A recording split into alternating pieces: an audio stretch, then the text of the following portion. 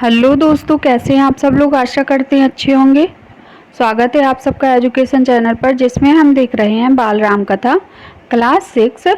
Video को देखने के लिए चैनल को लाइक शेयर सब्सक्राइब कर लीजिए। इस वीडियो के माध्यम से पढ़ेंगे दो वरदान के बारे में। तो आइए पढ़ते हैं इस पाठ को। पाठ दो वरदान। आइए, कौन से दो वरदान हैं जो राजा दशरथ ने कैकेयी को दिए थे और कैकेयी ने उनसे कब मांगे। राजा दशरथ के मन में अब एक ही इच्छा बची थी, राम का राज्याभिषेक। उन्हें युवराज का पद अयोध्या लौटने के बाद से ही उन्होंने राम को राजकाज में शामिल करना शुरू कर लिया। राम यह जिम्मेदारी अच्छी तरह निभा रहे थे। उनकी विनम्रता, विद्वता, पराक्रम का लोहा सभी मानते थे। प्रजा भी उनको चाहती थी। राजा दशरथ के लिए वह प्राणों से प्यारे थे। दरबार में ही नहीं, सम्मान निरंतर बढ़ रहा था। तो उनका सम्मान चारों तरफ बढ़ रहा था, क्योंकि जो सबके सुख के लिए बात करता है तो उसको सभी पसंद करते हैं। तो ऐसे थे हमारे राजा राम। दशरथ वृद्ध हो चले थे। मुनि वशिष्ठ से विचार विमर्श के बाद एक दिन उन्होंने दरबार में कहा, मैंने लंबे समय तक राजकाज चलाया है, जैसा बन पड़ा। अब मेरे अंग शिथिल हो गए हैं। मैं वृद्ध हो चला हूँ। मैं चाहता हूँ कि यह कार्यभार मैं राम को सौंप दूँ।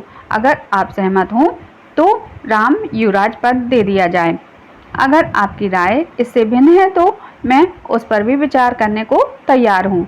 सभा में तुमुल ध्वनि से राजा दशरथ के प्रस्ताव का स्वागत हुआ।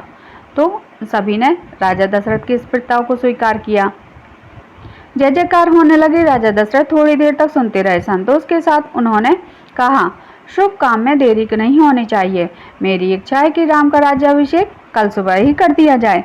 यह समाचार पलक झपकते पूरे नगर में फैल गया। हर जगह बस यही चर्चा थी। राम के राज्याभिषेक की तैयारियां शुरू हो गई थी। तो देखिए, राम के राज्याभिषेक के लिए कितनी जोर शोर से तैयारियां शुरू हो गई हैं। भरत और शत्रुघ्न उस समय अयोध्या में नहीं थे। वह अपने नाना कैकेयी के यहाँ गए हुए थे। भरत जब भी अयोध्या लौटने की बात करते, नाना उन्हें रोक लेते। भरत को अयोध्या की घटनाओं की सूचना भी नहीं थी। उन्हें अपने पिता के निर्णय के संबंध में कुछ भी पता नहीं था। यह जानकारी भी नहीं थी कि अगले दिन राम का राज्याभिषेक होने वाला है। कैकेयी से एक दिन में भरत और शत्रुघ्न का आना भी संभव नहीं था, क्योंकि पहले तो बस, गाड़ी, हेलीकॉप्टर कुछ भी नहीं होता था। सभी पैदल चलते थे। सिर्फ घोड़े, हाथी के द्वारा यात्रा की जाती थी। तो एक दिन में वह कैकेयी राज से अयोध्या आ भी नहीं सकते थे। राजा दशरथ ने इस संबंध में राम से चर्चा की। कहा कि भरत यहाँ नहीं है, पर मैं चाहता हूँ कि राज्याभिषेक का कार्यक्रम कल संपन्न किया जाए, उसे टाला न जाए। उन्होंने राम से कहा, जनता ने तुम्हें अपना राजा चुना है। तुम राजधर्म का पालन करना, कुल की मर्यादा की रक्षा अब तुम्हारे हाथ में है। तो राजा दशरथ राम जी को शिक्षा देते हैं कि कुल की मर्यादा तुमको बचा के रखनी है। यहाँ तक मैंने राज्य को चलाया, अब आगे तुमको चलाना है। राज्याभिषेक की तैयारियां रानी कैकेयी की दासी ने भी देखी। मंत्रा ने शुरू में उसे इस चहल पहल का कारण समझ नहीं आया। उसने इसे कोई अन्य अनुष्ठान समझा। इतनी रौनक, ऐसी सजावट, ऐसा कुछ उसने अन्य अनुष्ठानों में नहीं देखा था। उसे अचंभा हुआ कि फिर उसने रानी कौशल्या की दासी से पूछा। उसे तब पता चला कि कल राम का राज्याभिषेक होने वाला है। यह उत्सव उसी के लिए तैयार किया जा रहा है।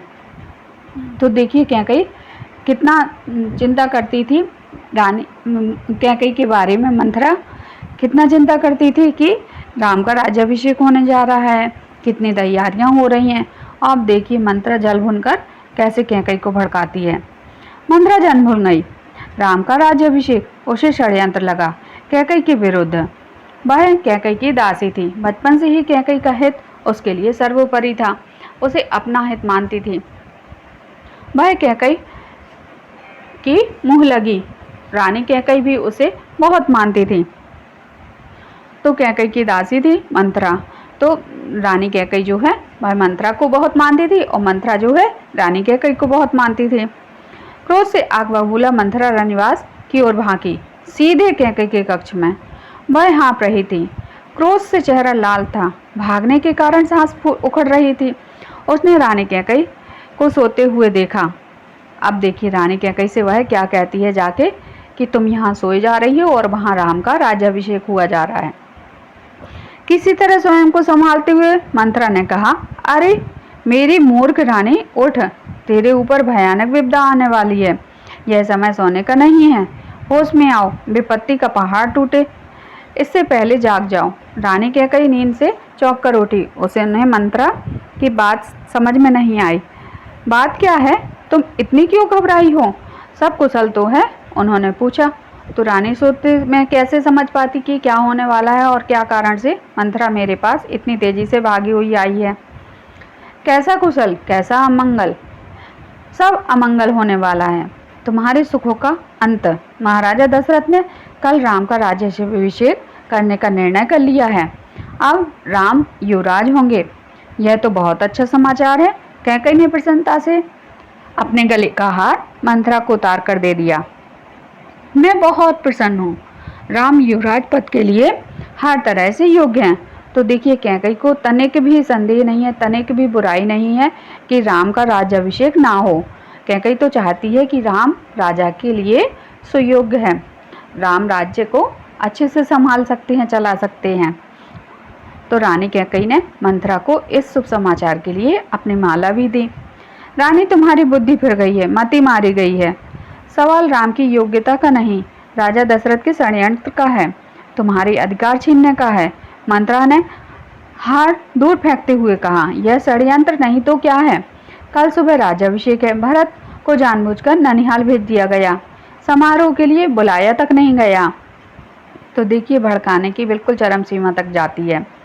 कैकई का स्वर उग्र हो गया। उन्होंने मंत्रा को डांटते हुए कहा, राम के प्रति मेरा अगाध स्नेह है। वह मुझे माँ के समान मानता है। तुम्हें इसमें षड्यंत्र दिखाई देता है? इसमें षड्यंत्र नहीं है। राम के बाद भरत ही राजा बनेंगे। राज्य सर्वदा ज्येष्ठ पुत्र को ही मिलता है। तो देखिए मंत्रा के कहने पर कैकई मंत्रा को समझाती है कि मंत्रा तुम चिंता मत करो, राम राज्य के लिए सही है, उसे राजा ही बनना चाहिए और भरत उसके बाद भरत को राज्य मिलेगा, क्योंकि राम सबसे बड़ा बेटा है, इसलिए राम को पहले राज्य दिया जाएगा। मंत्रा पर इस फटकार का कोई प्रभाव नहीं हुआ। उसके लिए यह दशरथ का षड्यंत्र था। वह रानी कैकई के पलंग पर बैठ गई, उनके बहुत निकट। कैकई के चेहरे की ओर देखते हुए उसने कहा, तुम बहुत भोली हो, नादान हो। उन्हें आसन्न संकट नहीं दिखता। आसन्न संकट मतलब पास में जो आने वाला है। दुख की जगह प्रसन्नता होती है। इस बुद्धि पर किसी को भी तरस आएगा।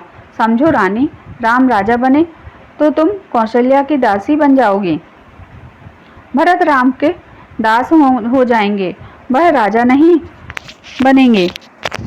राम के बाद अगला राजा राम का पुत्र होगा। अनर्थ को अर्थ समझने की मूर्खता मत करो। रानी राम को राज्य मिला तो वे भरत को देश निकाला देंगे, वे भरत को दंड देंगे। इस तिरस्कार से भरत की रक्षा करो। रानी, कोई ऐसा उपाय करो कि राजगद्दी भरत को मिले और राम को जंगल भेज दिया जाए। तो देखिए यहाँ दासी मंत्रा जो है कितना भड़का रही है कि तुम्हारे बेटे के साथ क्या हो रहा है, दुर्व्यवहार हो रहा है, तुम्हारे बेटे के साथ छल कपट किया जा रहा है। कैकई पर मंत्रा की बातों का असर होने लगा। उनका सिर चकरा गया। वह पलंग से उठी, पांव सीधे नहीं पड़े, आंखों में आंसू थे, मन भारी हो गया। प्रसन्नता की जगह अव्यक्त क्रोध ने ले ली। मंत्रा के तर्कों ने उन्हें सच्चाई दिखने लगी। तुम ही बताओ मैं क्या करूं? कैकई ने आंसू पोंछते हुए मंत्रा से कहा। अब देखिए, अब कैकई को भी विश्वास होने लगा कि सही में मेरे भरत के साथ गलत हो रहा है। मंत्रा पलंग से उठी, कैकई के पास जाकर खड़ी हो गई। उसने कहा, याद करो रानी, महाराज दशरथ ने तुम्हें 2 वरदान दिए थे। दशरथ से अपना वचन पूरा करने के लिए कहो। एक से भरत के लिए, राजगद्दी मांग लो और दूसरे से राम को 14 वर्ष का वनवास मांग लो। तो देखिए यहाँ मंदरा को कैकई के 2 वरदान भी याद थे और कैकई से वह वरदान मांगने के लिए कहती हैं कि राजा दशरथ से तुम अपने 2 वरदान मांग लो।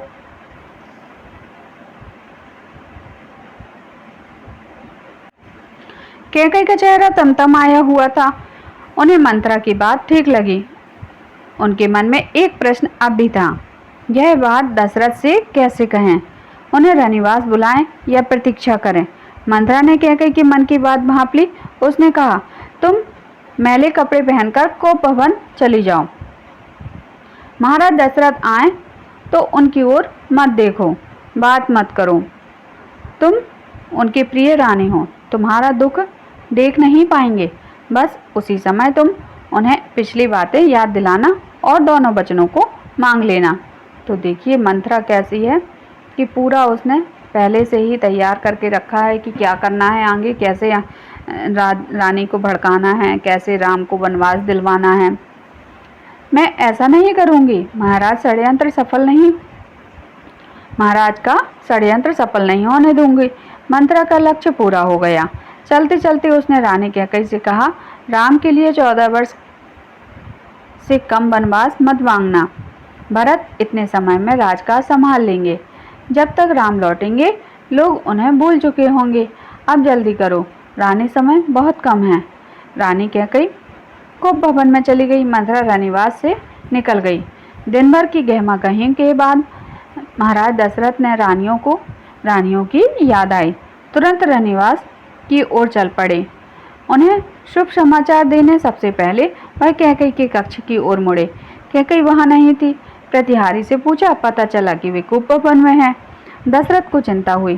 कैकई कोप भवन में है, परंतु क्यों? क्या इसलिए कि उन्हें अब तक सूचना नहीं मिली? मैं उसे अवश्य मना लूँगा, दशरथ ने सोचा। दशरथ कोप भवन के दृश्य को देखकर हैरान हो गए। उन्हें कुछ समझ नहीं आया। कैकई जमीन पर लेटी हुई थी, बाल बिखरे हुए थे, गहने कक्ष में बिखरे हुए थे, कपड़े मैले। तुम्हें क्या दुख है? क्या हुआ है तुम्हें? मुझे बताओ। अस्वस्थ हो? राजवैद्य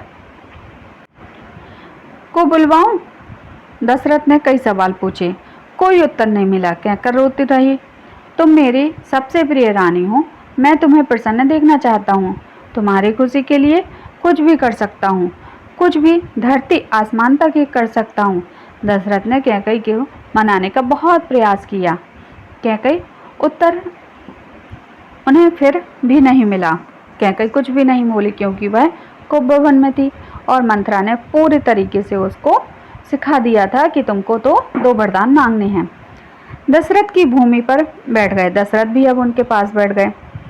विनती करते रहे, हाँ मैं बीमार हूँ। कैकई ने कहा, मैं अपनी बीमारी के संबंध में आपको बताऊंगी, लेकिन पहले आप एक वचन दें, मैं जो मांगू उसे पूरा करेंगे।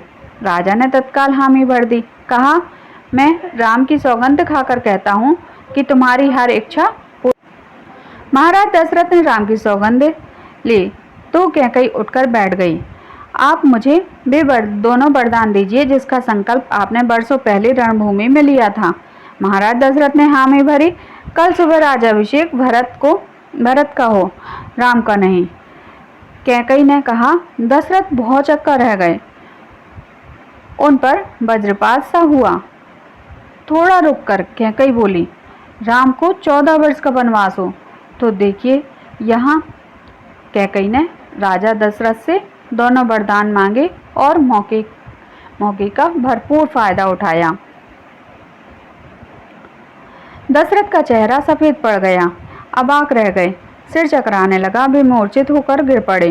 कुछ देर में राजा को होश आया। कैकई की ओर देखा, बड़े कातर भाव से बोले, यह तुम क्या कह रही हो? मुझे विश्वास नहीं होता कि मैंने सही सुना। कैकई अड़ी रही। दशरथ कैकई की मांग अस्वीकार करते रहे, अनर्थ बताते रहे। तब कैकई ने अंतिम हथियार चलाया। अपने वचन से पीछे हटना रघुकुल का अनादर है। आप चाहें तो ऐसा कर सकते हैं, पर तब आप दुनिया को मुंह दिखाने योग्य नहीं रहेंगे। रही मेरी बात, आप वरदान नहीं दोगे तो मैं विष पीकर आत्महत्या कर लूंगी। यह कलंक आपके माथे होगा। दशरथ यह सुन नहीं सके और दोबारा बेहोश हो गए। रात भर बेसुध पड़े रहे। बीच बीच में होश आता वह कैकेयी को समझाते, गिड़गिड़ाते, धमकाते, डराते, पर कैकेयी टस से मस नहीं हुई और सारी रात इसी तरह बीत गई। तो देखिए